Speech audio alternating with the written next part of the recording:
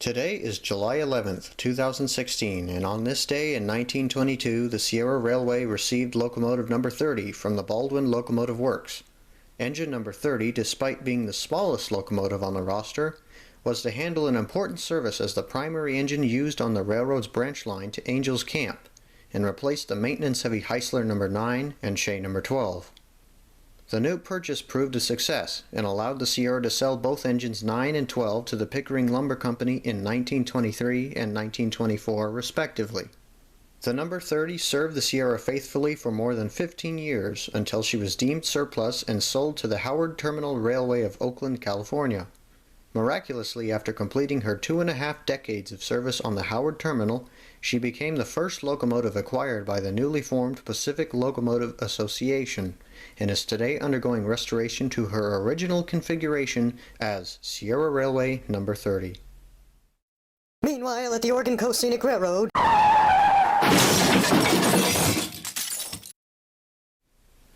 Alright folks, welcome back to Shoptime. I'm going to be starting this video off with one of my show and tell segments. Here is Sierra number 28, and I've done a few things with her since the last Shoptime vlog. The biggest addition, I think, is the sandpipes on both sides of the engine. I finally got to doing those. And they really do make a big difference in detail. I don't know how I went so long without having them on the engine before. The next detail is the frame beneath the cab. I cut out the old solid roundhouse frame and I put, I guess, what would you call it, frame members. I installed actual frame members in the pattern of that on the real 28 because I thought the old roundhouse chassis that I had cut up before really just didn't look right. Since the area is so empty and bare, I decided to go and cut all that out and put in new channel sections.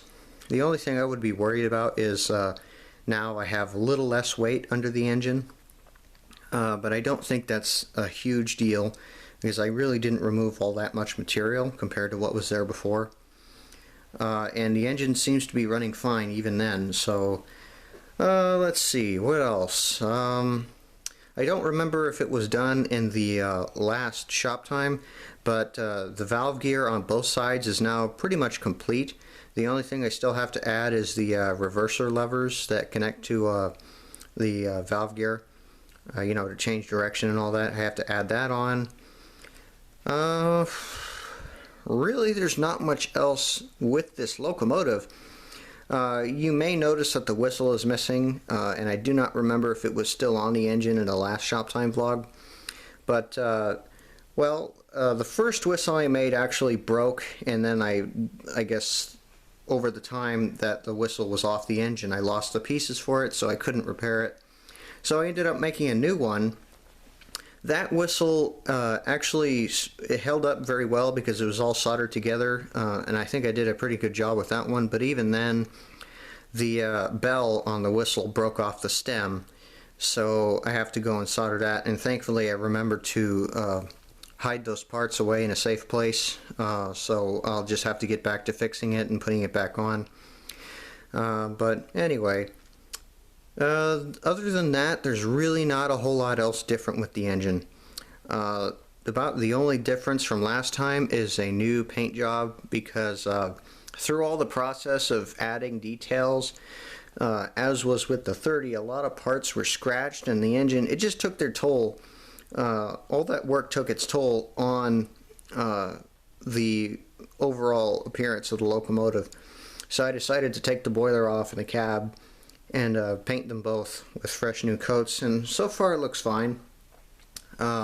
It looks really strange to see such a shiny paint job on the number 28 on a model, because back in the 1920s that thing was filthy, so I have to get to weathering that pretty soon because I just can't stand that shiny jacket on it.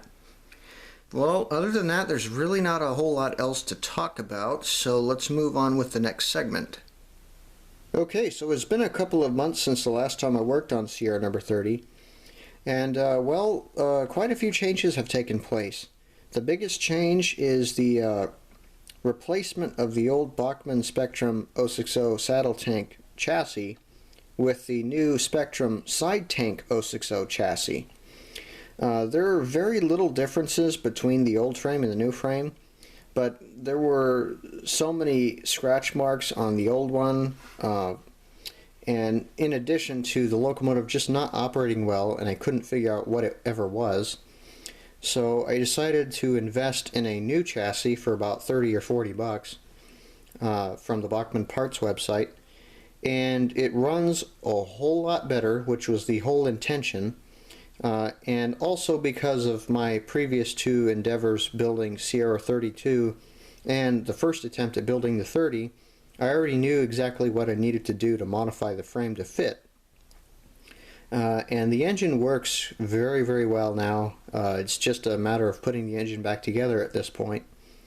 And so far, the majority of the engine is back together. The only thing I still have to do is add the supports from the smoke box down to the pilot, and install the rest of the valve gear.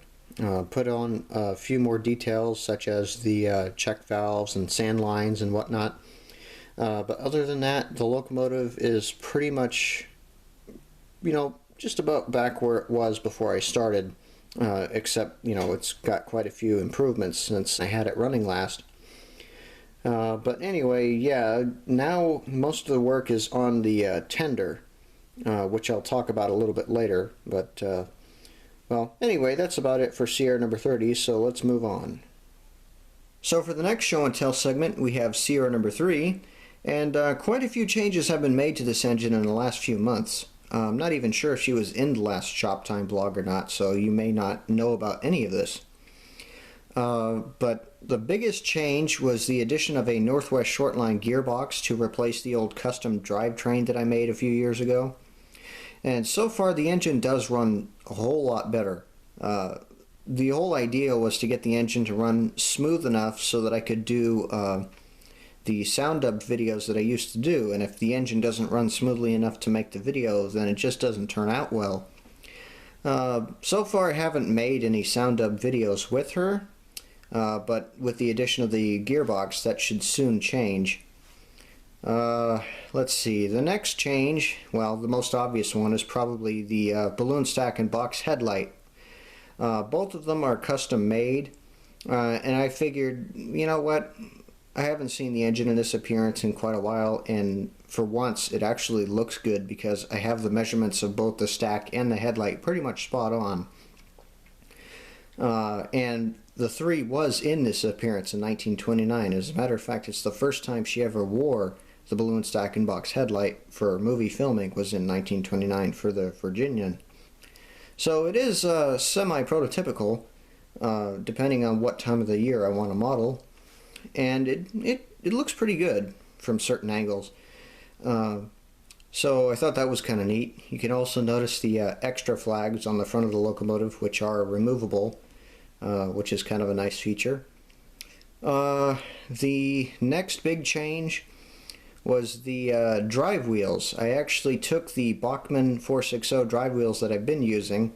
I cut out the old crescent-shaped counterweights and put in the square or box counterweights.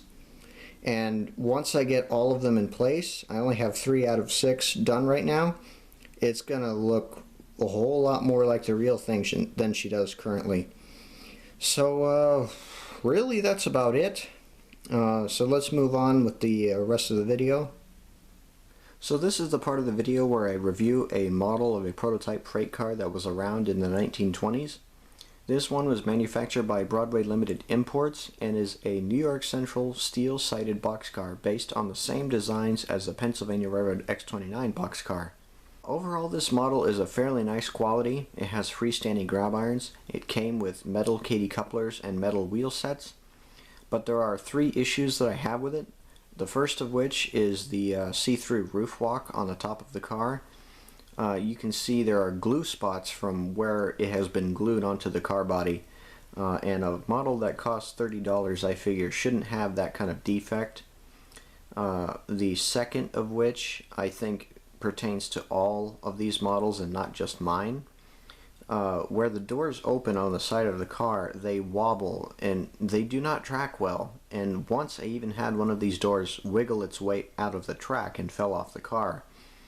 And the third defect is just the crude looking trucks that it has.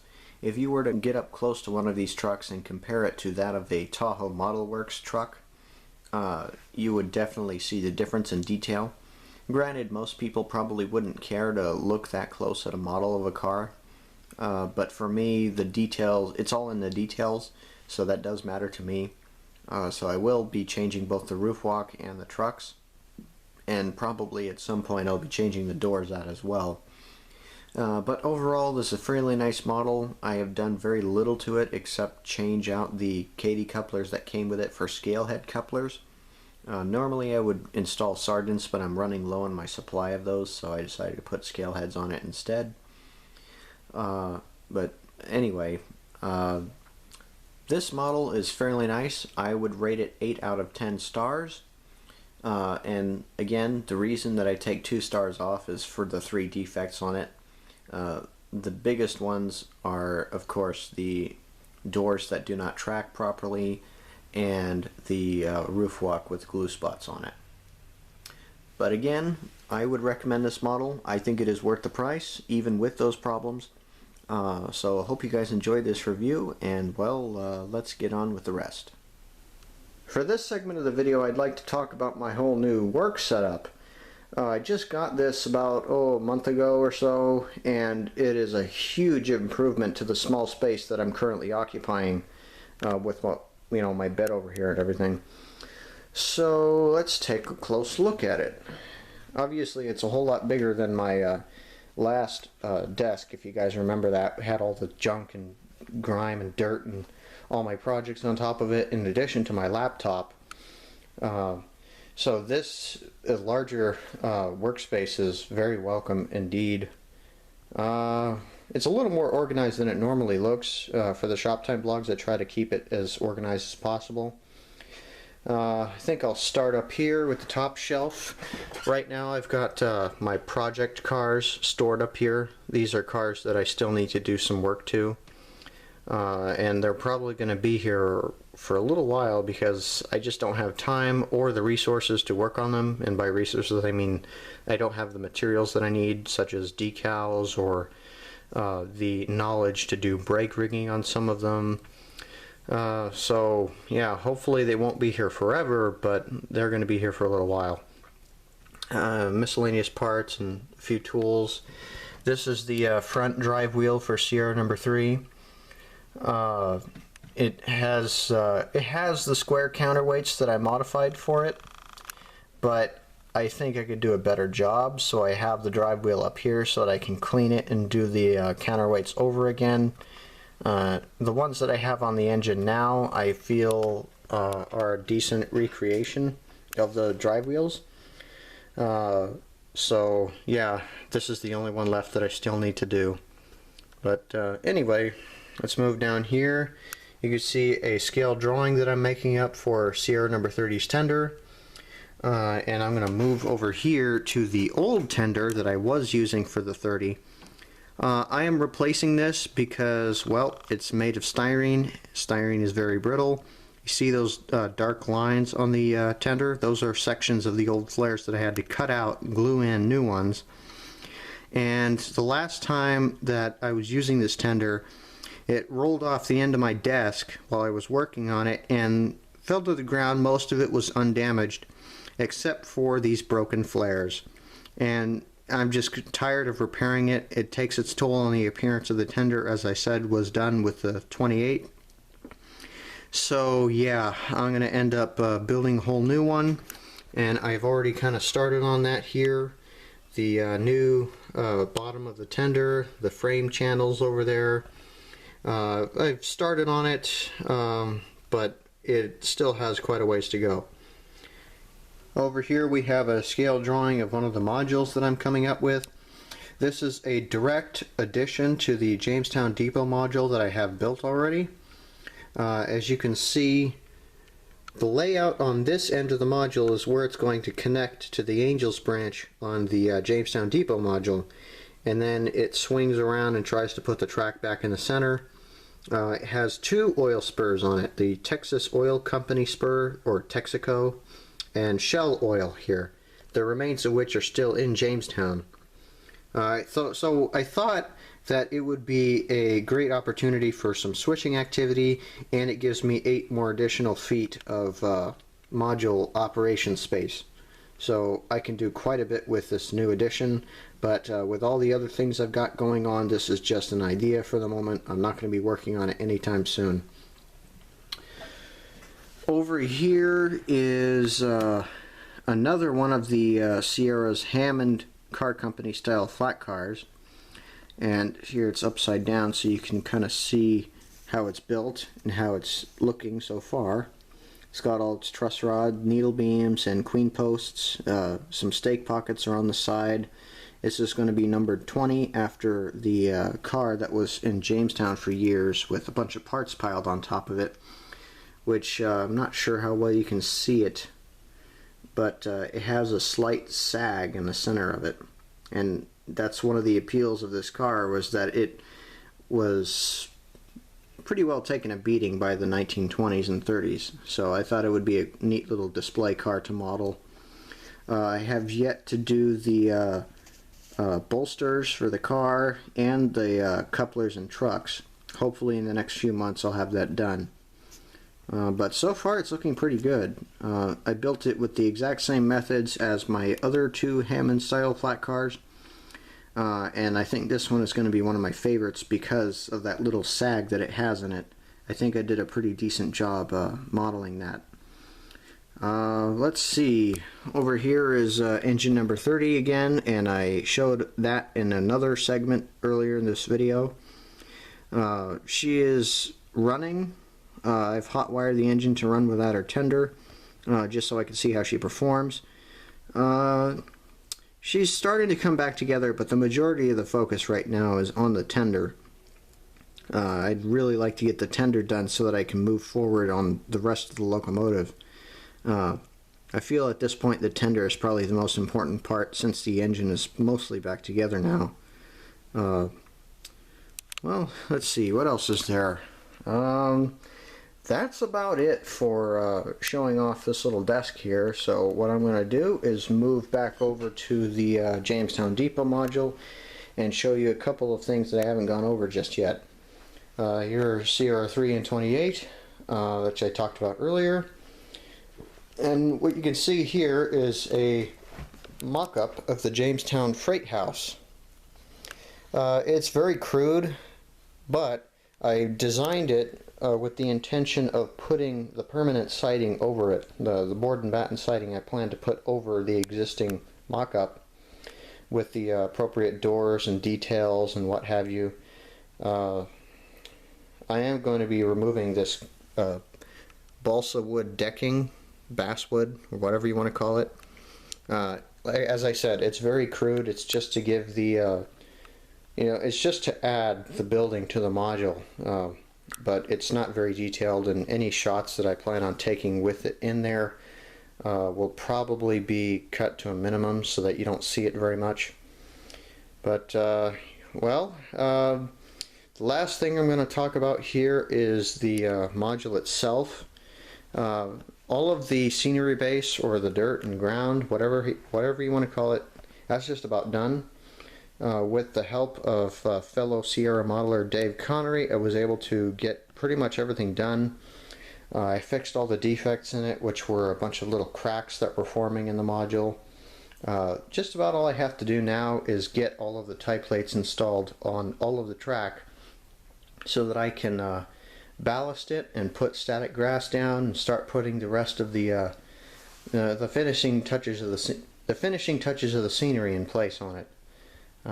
It's so far so good. I'm very pleased with how this module is turning out. The sooner I get it finished, the sooner that I can start work on my other modules and finish up my other projects.